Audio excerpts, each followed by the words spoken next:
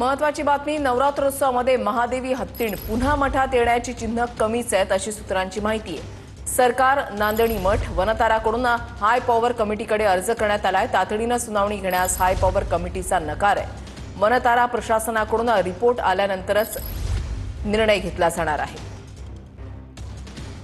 नवरात्रोत्सवामध्ये महादेवी हत्तीण मठामध्ये येण्याची चिन्हही फार कमीच आहेत अशी सूत्रांची माहिती मिळते। हाय पॉवर कमिटीकडे अर्ज करण्यात आलाय। तातडीने सुनावणी घेण्यास हाय पॉवर कमिटीने नकार दिलेला आहे।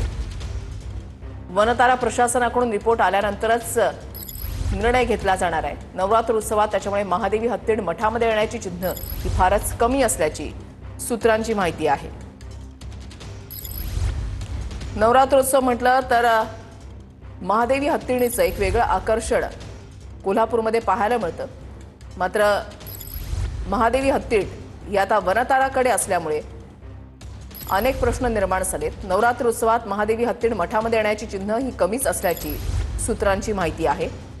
हाय पॉवर कमिटीकडे अर्ज करण्यात आलेला आहे, मात्र या कमिटीनं तातडीनं सुनावणी घेण्यास नकार दिलेला आहे।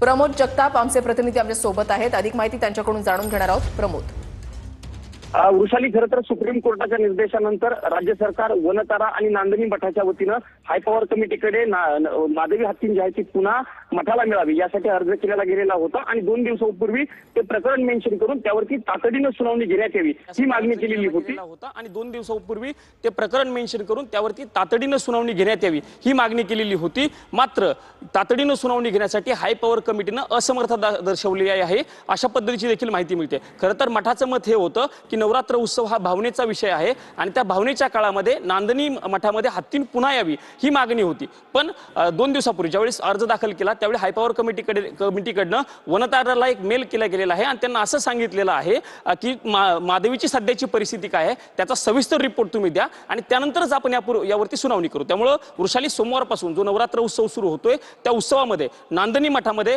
महादेवी हत्तीण पुन्हा मिळण्याची नक्कीच धन्यवाद प्रमोद दिलेल्या सविस्तर माहितीसाठी।